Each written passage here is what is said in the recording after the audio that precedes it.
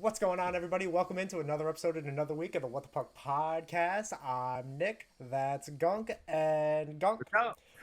Three different series of the second round are officially over, all done in 6 games. Very nice. Let's start with the most recent games. Let's start with last night. First Alrighty. game, we have Dallas and Colorado. Dallas beats Colorado in double overtime, 2-1, to Matt win the Duchene. series. What is goalie Duchene. interference? Oh no, no, absolutely not. I mean, That how do was a you make a good call goal. like that? That is It a. was a good goal. I mean, come on now. I was watching something before about it, and he had a theory that kind of made a little bit of sense, but it was just kind of like, okay, like he said maybe they called it that way because they didn't want to they didn't want to end a series right. on a call like that, which ultimately it makes sense, but that's a goal on the ice, all like that should be called a goal on the ice already. It was called no goal, but it should have been Right.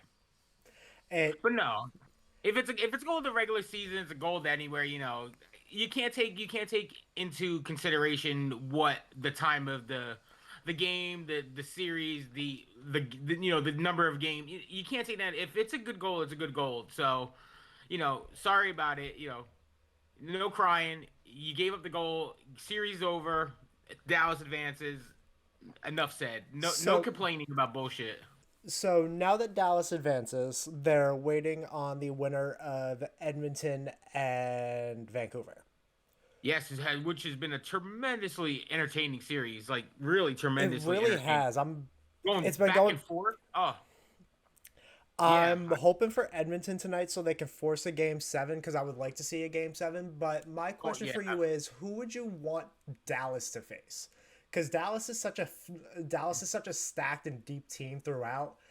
I feel like they stack up well against both Vancouver and Edmonton. But in terms of like the team that you, I mean, granted you're not a Stars fan, but like Right. just from what you've seen, what team do you feel like would match up best against Dallas for a good Western Conference final? Because with the East, we have a fantastic matchup set. Oh So now we're just my getting God. ready to see what's happening in the West. And I feel like Dallas and Edmonton would be a fantastic series. Oh, fantastic up and down, back and forth series. I feel like they would. I feel like if I was going into the series, if I was Dallas, I would want the Oilers. I mean, of course, I wouldn't say that just for bulletin board material, but if just as a outside looking fan, I would want Edmonton just for the reason of you got Ottinger behind in goal. I mean, he's very solid in net, and that's where your advantage is over the Oilers. The Canucks have I mean, they're really good and they're really balanced on the back end. So, you're gonna have a little more of a struggle with a Demko than I think you would with like a Skinner or the other guys they've been throwing out there for the Oilers. So, if I was Dallas right now, just by the situation, the goaltending situation, the defensive situation, I would, if I was a Dallas fan, I would so want Edmonton to win. But again, it's going to be a hard series either which way. It's going to be a good, I would say, good 67 games between in both conferences this year. I totally agree. I mean, I'm even expecting at least I'm expecting the Vancouver Edmonton series to go 7. I want more series to go 7. Oh, absolutely. It was coming close the other day, but we'll get to it. Oh, yeah, we'll get to that. uh, Unfortunate for Colorado, but I don't think you really need to change much going into this offseason. I mean, you got to just look for the guys that you need to sign, try to see if you can get them. If not, I'm pretty sure they can find other guys or have other guys that they can help to improve. Yes, and with Colorado, I mean, the got to give it Zach Parise last game as an NHLer. Good luck to him in his future endeavors. I mean, it was really heartwarming as a Devils fan to see him and DeBoers with their hug and the little whispers at during the handshake line last night. It was really nice to see, and they captured a great picture of it between the two. I mean, a really big part of that, you know, that Devils team that went to the Cup Finals in 12. So it was very nice for him to see. But yeah, Colorado. I mean, they've got their nuclear set. I mean, they've got McCarr. They've got they got McKinnon. I mean, they're pretty much set for the next 5, 6, 7, 8 years. I mean, they're gonna have to tweak here and there, but they're gonna be a perennial playoff team with Stanley Cup contendancies all year long. Yeah,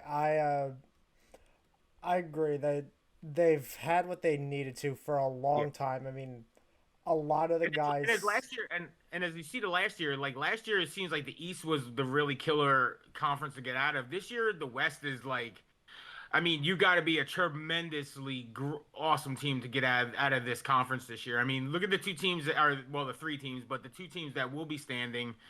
I mean, the Canucks have been bounced all year long. The Oilers had a slow start, but came out of nowhere after the hiring of Knobloch. And Dallas has been constantly good all year. I mean, these are three heavyweight teams that whoever's going to the Cup Finals is going to have a tremendous chance to win a cup this year. I mean, going through that gauntlet, it's going to be really good for whoever gets to the finals to have that experience and have that that battle to win a cup like a lot of the Stanley Cup teams have. And like you had mentioned, the two teams still fighting for that last spot. And we mentioned them before. Vancouver and Edmonton, they kick off tonight at 8 o'clock in Edmonton. Yep. It's gone back and forth, like we had said. Vancouver leads the series 3-2 right now, heading into Game 6. Mm-hmm.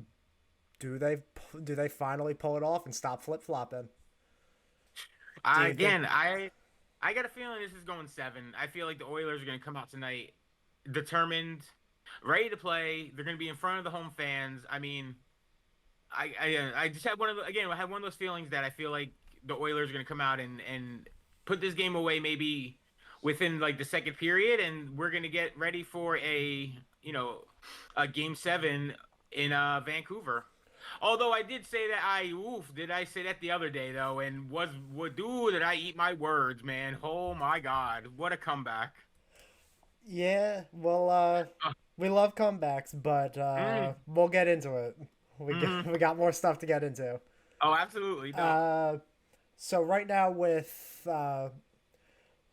Vancouver, they're still without Demko for a while, for a little bit. They're running Shilovs, which he's shown to be good. Hmm. He's shown to be able to hold his ground, but I feel like the Canucks need Demko to really be able to make the rest of their run worth it, Oh no, absolutely, agreed. especially getting ready to play Dallas, and then if you do play, if you do win, and then Right. if you do make it to the Cup final, whoever you get from the East, you can't. I mean, yeah, you can try to rely on Shilovs, but Demko is their guy. I feel like they need their guy to be able to make this run work. Oh no, absolutely. And like I said, they got to get him back into the net to even have a chance against Dallas. I feel like. I mean, Dallas got a lot of firepower on the front end, of course. With Robertson and Pavelski and those guys. And like I said, it's gonna come down to goaltending and to see who has the better goaltending, as most series do. In hockey, it comes down to who's gonna get the best goaltending at those certain times.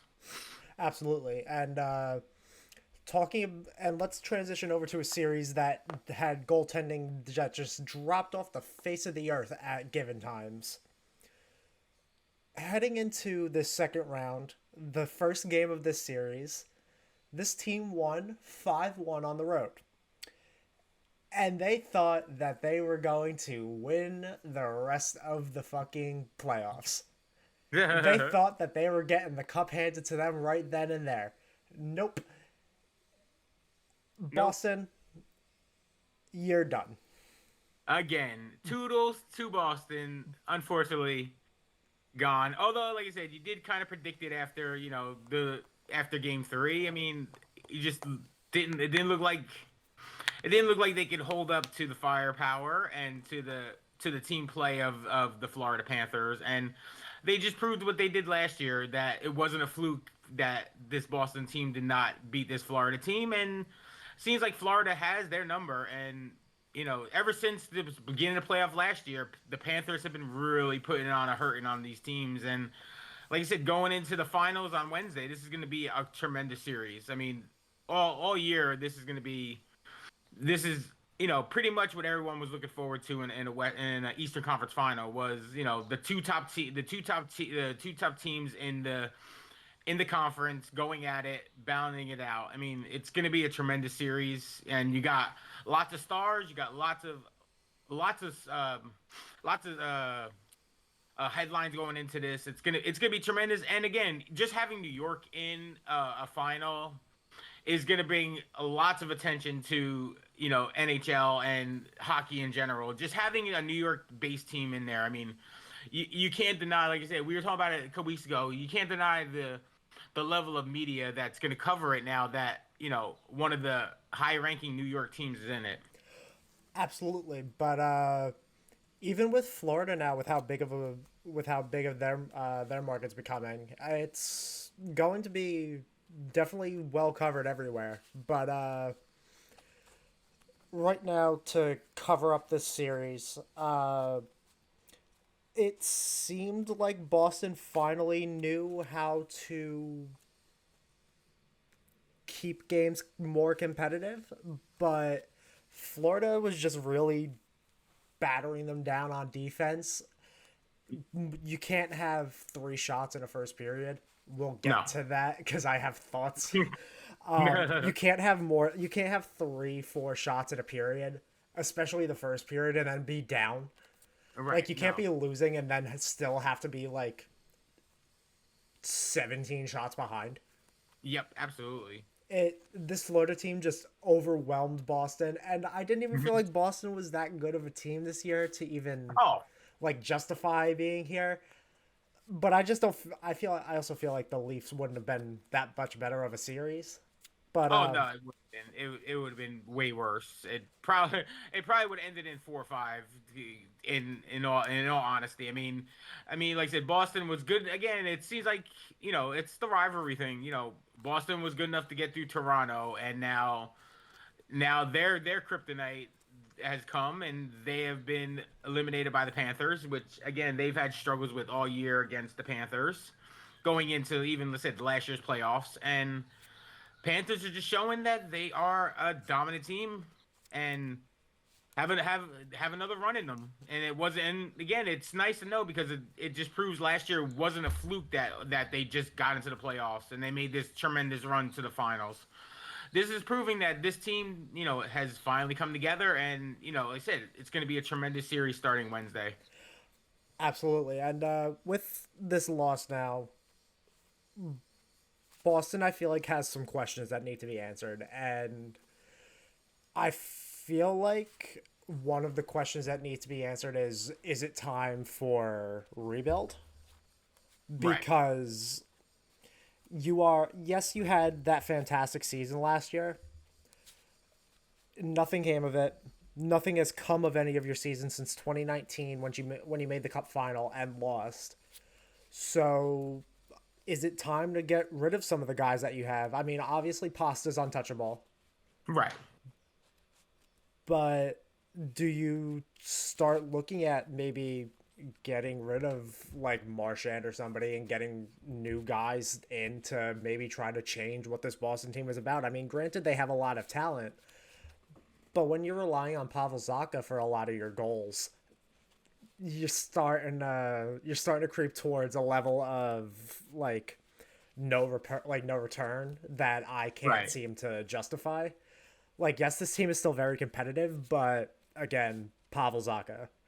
Yeah, I know. They're falling right into that when you have that like post like Stanley Cup after like 4, 5, 6, 7 years of you're not good enough to compete for championships, but you're not also not bad enough to, build up draft picks. And this is where yeah, they have to decide if they need to start a rebuild, get rid of a lot of these players and start fresh or try to tinker as much as you possibly can. Work this salary cap, work, try to find, players at at a reasonable salary coming in this year. And I feel like again, it might be hard, it might be questionable for a lot of people, but again, goaltending. A lot of people are looking for goaltending this year, and you have two solid goaltenders. I mean, there's your chip right there.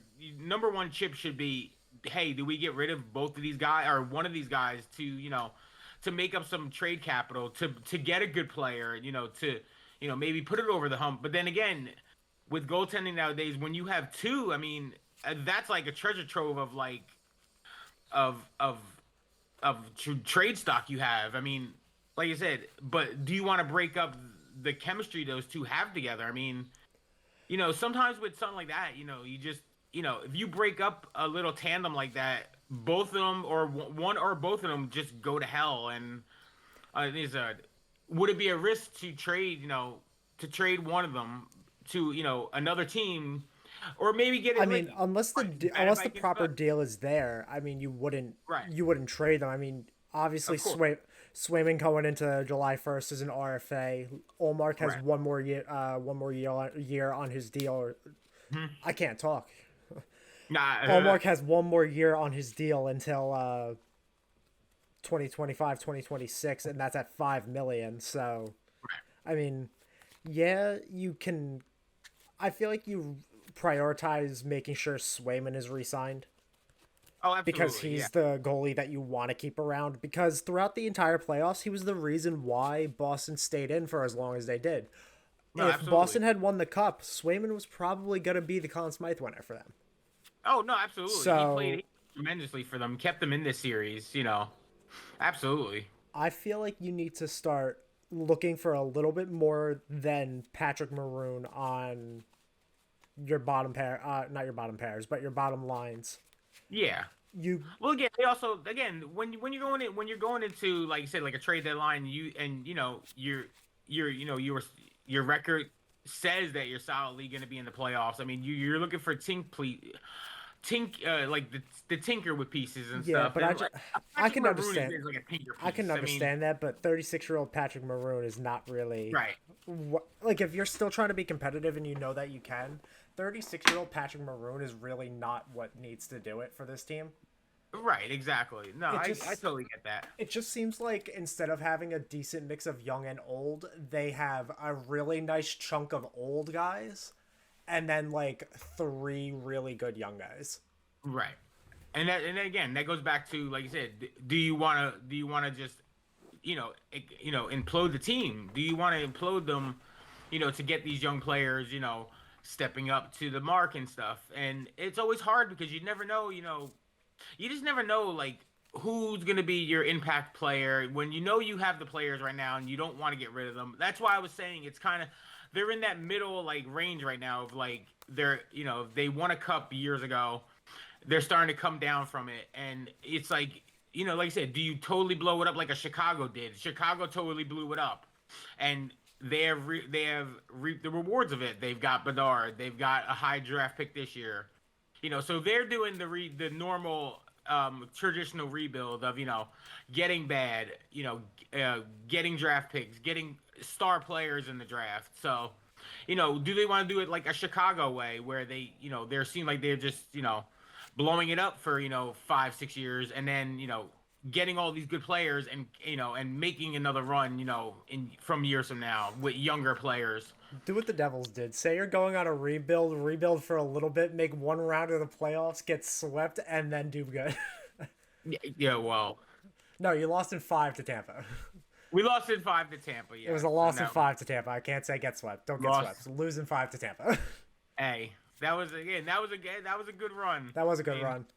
it was a good run. I mean, like I said, the run from getting just trying to get into the playoffs. It reminded me of like '88, like that first Devils run where McLean scored the overtime goal for against Chicago. It kind of reminded me of that, but again, it didn't go as far as the '88 team, and it kind of blew up in their faces later on because they just stayed as a struggling team until recently. Uh, yeah, and they're They're so close. Like we talk about every week. They are. We could even talk about the Devils for a little bit in their That's offseason okay. because they made a signing. Yeah, I said I was trying to avoid it. Oh, the Big Mac is back, The baby. Yeah, oh. Big Mac. The answer to the Empire State Building, as I texted you the other day. It was yeah. It And was as I responded back to you, it'll be great when Heedle's back in the lineup and Rempe's bumped. yeah, exactly. And bumped, and poor McDermott's gonna play his 1 minute, get 3 penalties, and then won't be a factor for the rest of the game. And then Yeah, back to Albany.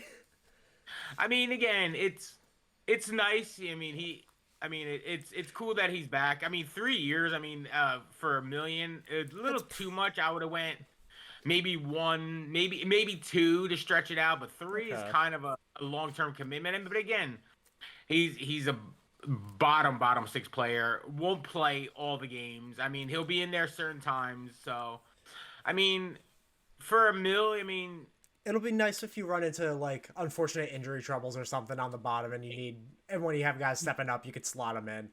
It's really not a exactly. bad. It's really not a bad pickup, but I agree with you. It No. is a little bit too long.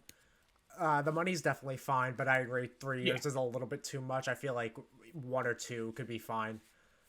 Yeah, and again, it's one of those. You could always get out of that contract, at any time. It's not like a big deal. I mean, like I said, if you start off bad and somebody needs a player like that, I mean, you trade them for a fifth, sixth round pick. I mean, it's no loss. It's no loss in the long term. For this signing. I mean, if you look at the Devil signings, they've been signing all kind of like they're really bottom to Utica players. I mean, like a Shane Bowers, like a Max Willman. They all re-signed, but who cares about the? I mean, I hate to say it on a podcast, but those are like really bottom, signings. Nothing really big is coming. This is probably the biggest thing, and again, he's a borderline NHLer. I mean, hey, Like I said, when you're looking if we're for talking about something, if we're talking about Devils, we're waiting for the big one. We're waiting for the head coach to be signed, and it's dragged out. It's again, the rumor mill is all over the place with who's coming in and who's. I even had a guy yesterday was like, oh, I have a friend that works at Prudential Center, and he saw Sheldon Keefe walking around the building last night. I'm like, are you serious? People are gonna believe this shit. what are you, I what are you mean, doing around the Prudential Center, sir? They've been doing yeah, college exactly. graduations there for the past week. Yeah, exactly. like There's like like Los King, fucking Lotharios are playing or something like that, or it's like I don't know. fucking Pop and Circumstances playing around Prudential Center, and you're worried about Sheldon Keefe. Hey, Sheldon Keefe might be a Pop and Circumstances fan. Hey, you never know. He might be a big fan of them. Oh yeah, he may be. Hmm. Um, so But yeah, we, that's again for the Devils now. That's the biggest thing is we gotta put a coach in place. And I feel, again, this I feel this like is one of Keefe those may be choices. a pretty decent option. I He was Which good. is funny because one of the first TikToks I did was about him re-signing with Toronto, and now he's going to be our coach. I feel like everything's coming full circle. I I mean, swear. hey, now maybe you'll be able to do a TikTok for him becoming the Devils coach. We'll see. Yeah, well, I yeah, okay, well, he also, like I said, he also was part of my playoff team that lost in the first round. So there you true. go. So Uh, he'll fit right into the scenario of it. So, uh, yeah. Real quick before we continue on, I feel like Keefe may be a good pickup for the Devils. He's a guy that knows what he's doing, knows what he's talking about. yeah, He can help the guy.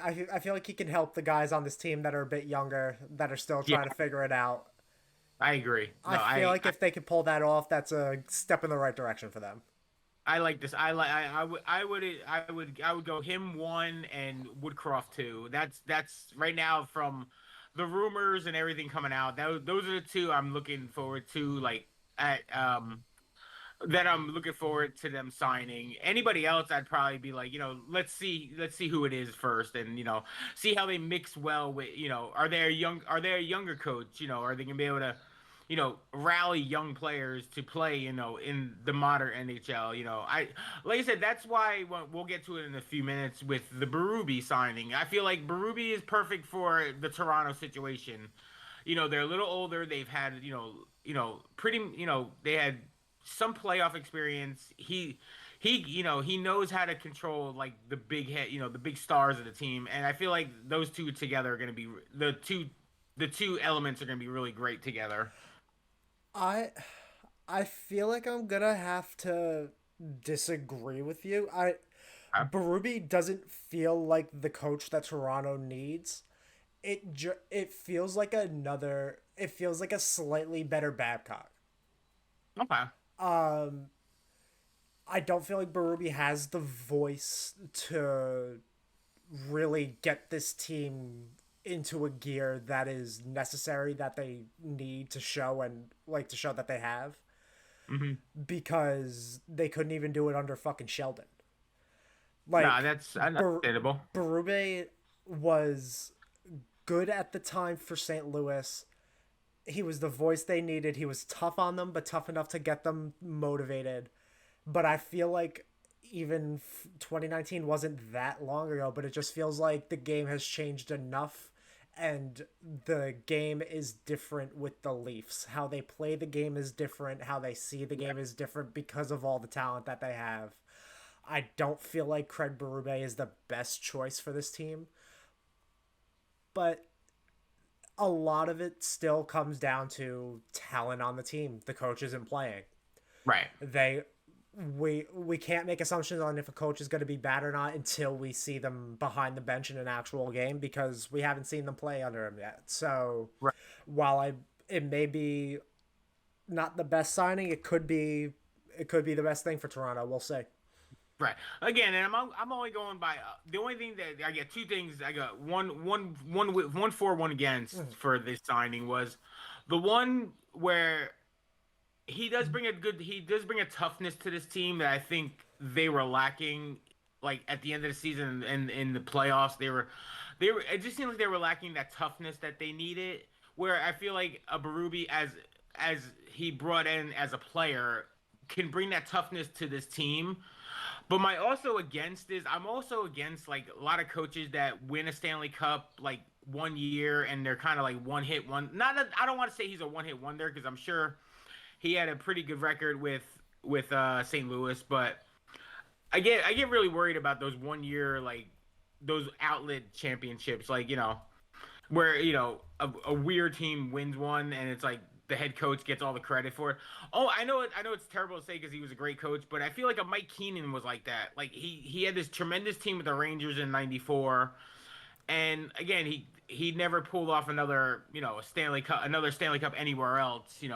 Anywhere in his coaching career. So I feel like I'm always leery about coaches like that. But again, like I said, for the four, I feel like he could bring a toughness to the Maple Leafs that a lot of the fans have been looking for, and maybe he can give them that kick in the butt that they've been really needing over the last 4 or 5 years.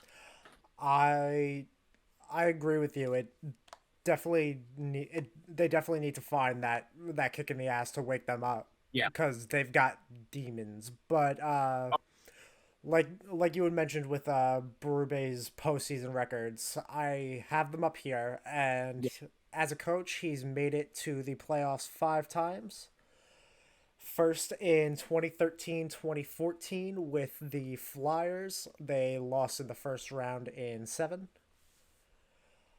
In 2019, we all know how that one went. They won the cup.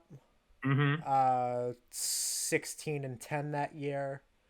Yep. 2019, 2020, they lost in the first round. How does that add up?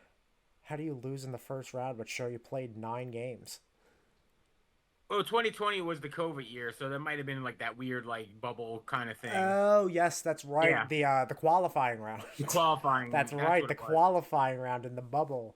Yep. Well, Uh because technically Devils almost made that year too. I think they were like two. I think they were 2 points away, and they had one more game in hand, and they didn't play it because of the COVID. So yeah, the the the COVID year. Ra- the Rangers got swept by Carolina in the qualifying round of the bubble.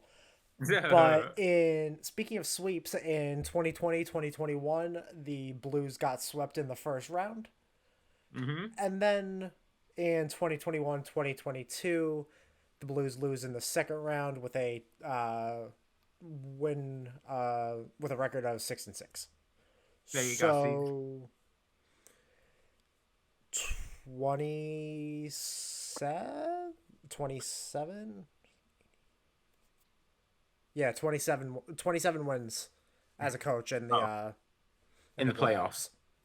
And you figure what 13, 14 of them had to be in that 1 year. So I mean, if you make a Stanley Cup final, you win at least 12 games. So half To half is win the cup is 16. So but he they oh so okay, so 16 wins. So there you go. So out of the 24 wins, the 16 was during that 1 year. So he's really only won what nine playoff games since then, or during that stretch. So like I said, it's kind of like, again, it's one of those like I always get weirded out by one of those, like that 1 year wonder kind of thing where they just make the tremendous run and then never do anything again. So I mean, he again, that's basically what Toronto needs. They have a nucleus to make the playoffs every year. Now let's see if he can come in and when it's playoff time, give them the right motivation, the right kick in the ass, like I was saying, to get this Toronto team going in the right direction that apparently they weren't doing under Sheldon Keefe. yeah, and it was. I just feel like Keith's message just got stale amongst a lot of players. I feel like a lot of players weren't even listening to him after a certain point. Right. But yeah, hopefully that fire is lit under them, like you've been saying with Yeah. Craig Berube, and we can now transition over before we get ready to start wrapping up the show into what we've been waiting all time to talk about. All right. This is gonna be, you have to take over because, all right, 14 minutes left to go in that third period. How is my man feeling? Okay, Because I know the let's. tension must have been overly through the roof in that house. I mean, please explain because I've been dying to hear this because So yes. I'll break this down bit by bit, Okay. and I'll specify for anybody watching the show that doesn't know. Me and my family over here in Central Jersey got two pitties. We got two pit bull doggies here. We got my sister's dog staying here, which is Dory, and my boy Bo. Oh, of course. We love the bow. Bo be bouncing off the walls all the time. Well, that goes without saying. There's no controlling Bo. No. Bo was the calmest in this house on a Thursday night. Wow, that's saying something. Holy shit. Every TV that was on in this house had the Ranger game on, and first period we were fine. We were calm. Yeah. It was a little shaky off. I was a little nervous. Understandable. I was confident that we were getting ready to go into the second period unscathed, no issues. Uh-huh. 1-0. Okay. Not great. Not great. Nature scores. Not great. Feeling fine though.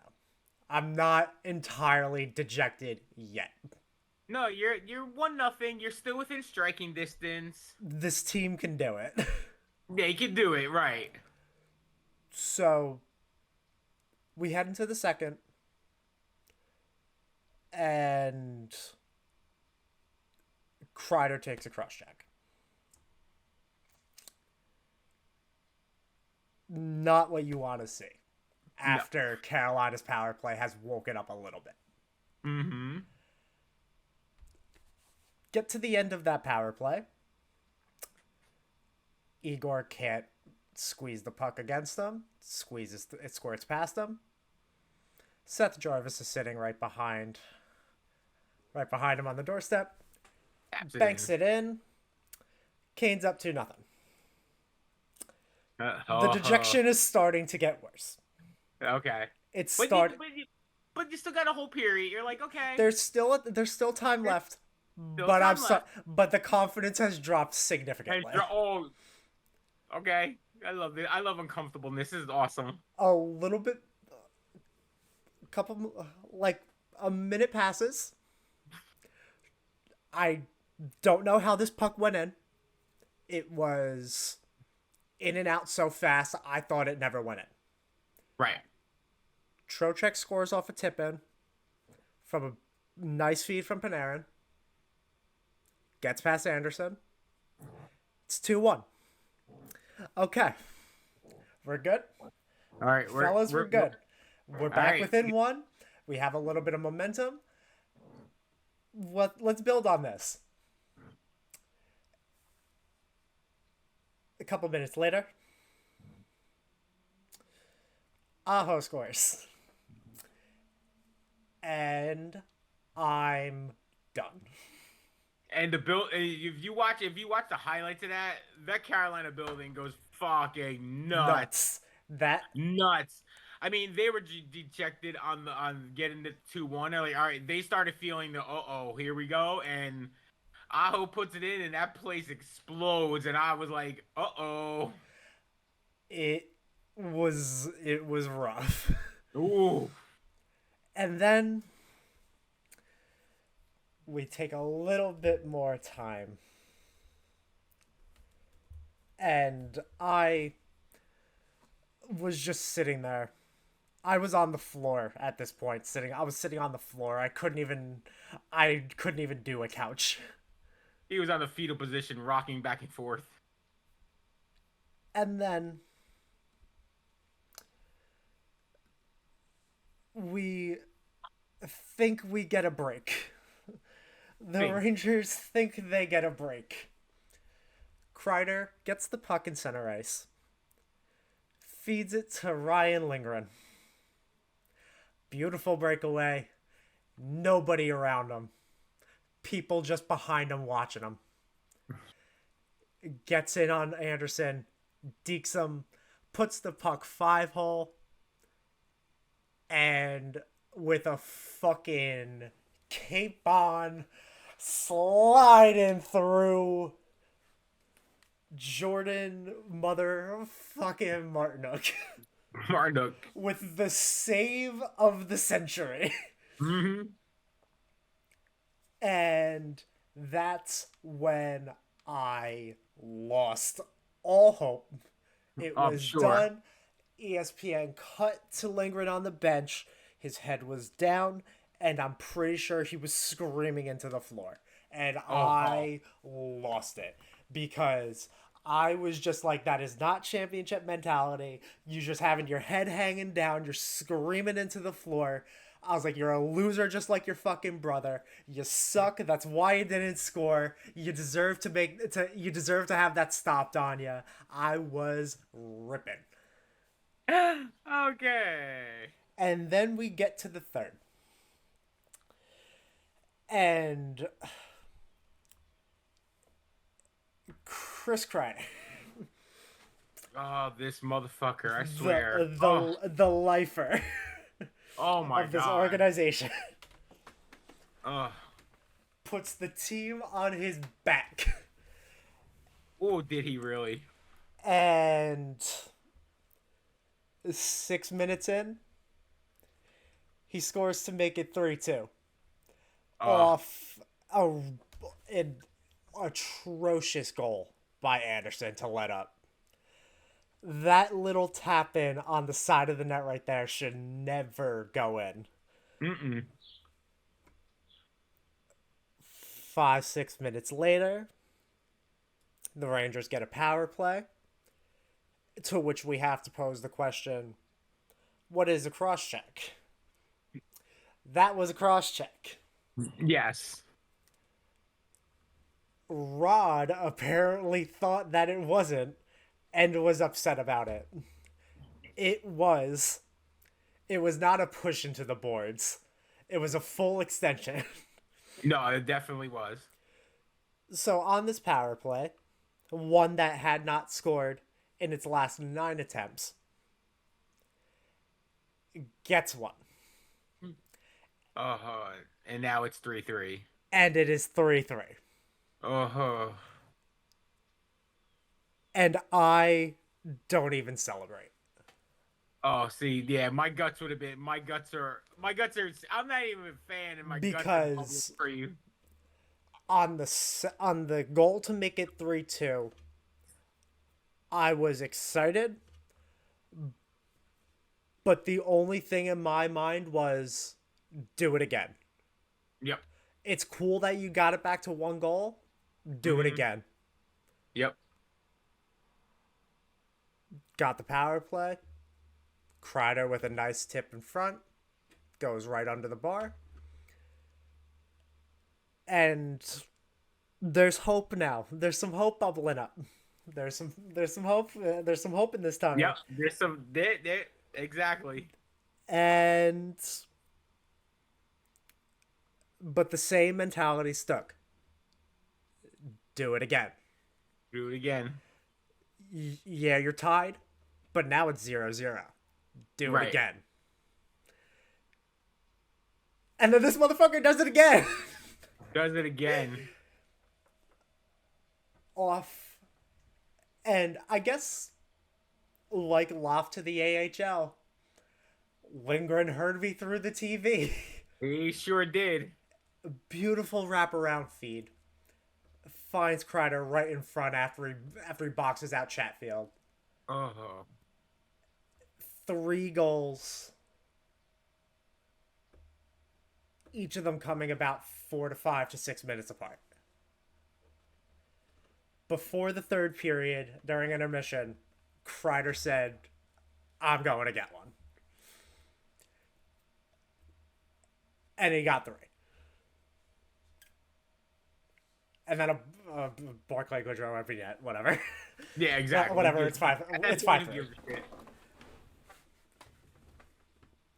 But the final score, your New York Rangers 5.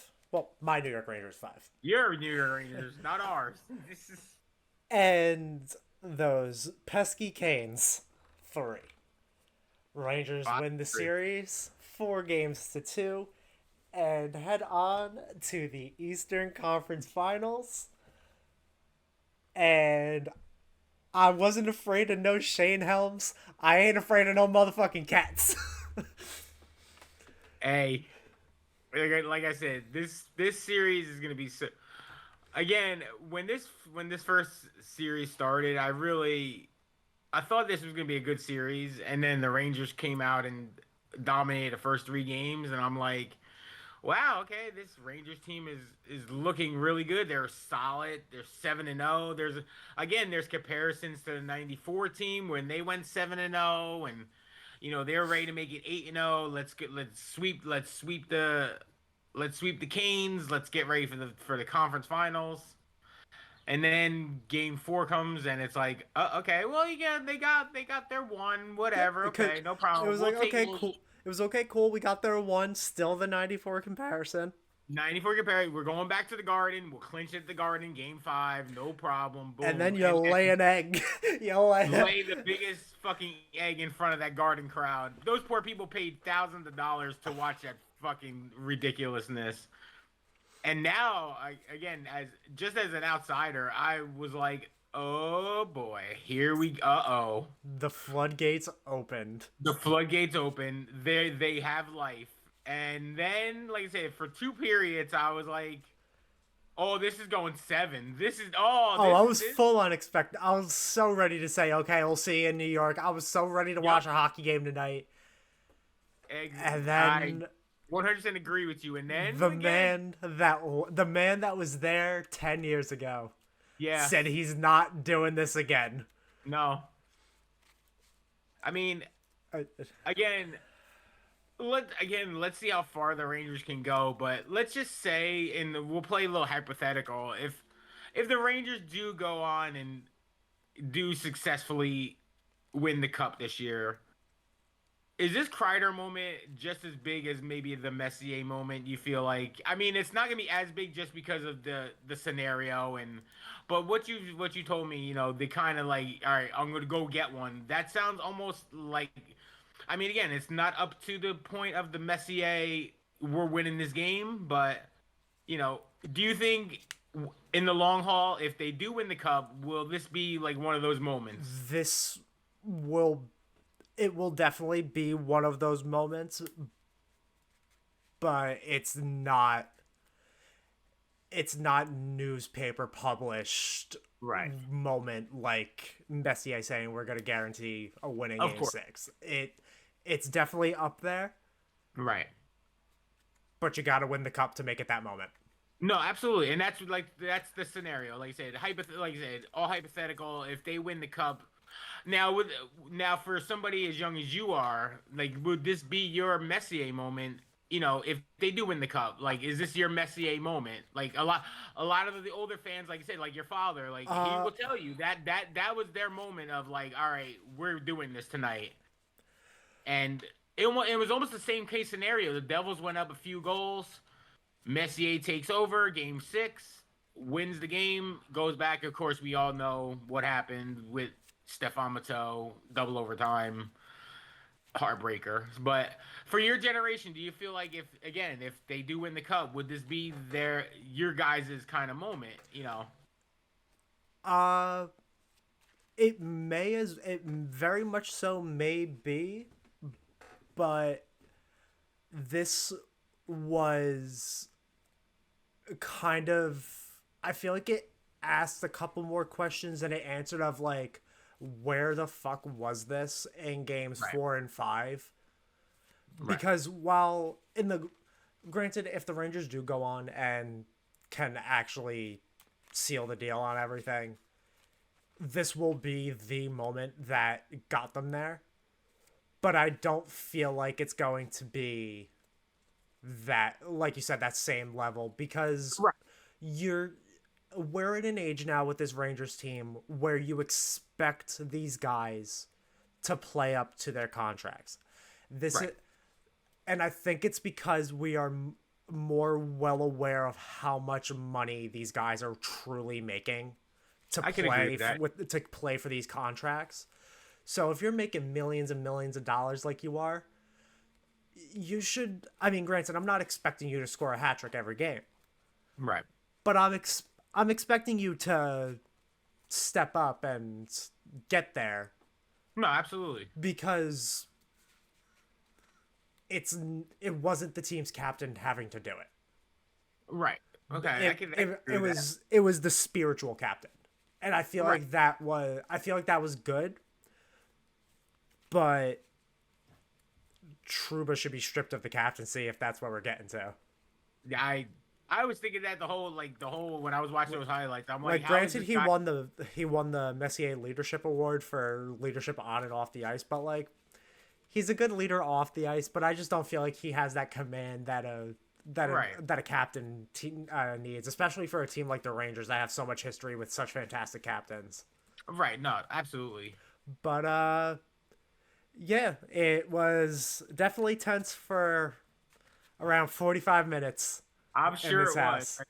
I was But intense for you guys. I mean, shit. I mean, oh, but like I said, the Rangers I was prevailed. They're resilient. It's gonna be great to get back to watching the Rangers play at the Garden for Game 1 on Wednesday, yep. and Looking forward to it. we're looking Absolutely. forward to it, baby. But Absolutely. gang, like always, we're always looking forward to being able to talk to you guys every week. We love the support that we're getting from people everywhere, and yeah, Absolutely. feel free to check us out wherever you guys like on YouTube, Instagram, TikTok. Yep. At What the Puck Pod on YouTube, just look up What the Puck Podcast, and you'll be able to hopefully find us. And gang, I love you. Gunk loves you. We say it every week, Absolutely. but we send you away like we do every week. I've been Nick. That's been Gunk, and this has been another episode of the What the Puck Podcast. We'll see you all next week. Love yous. See ya.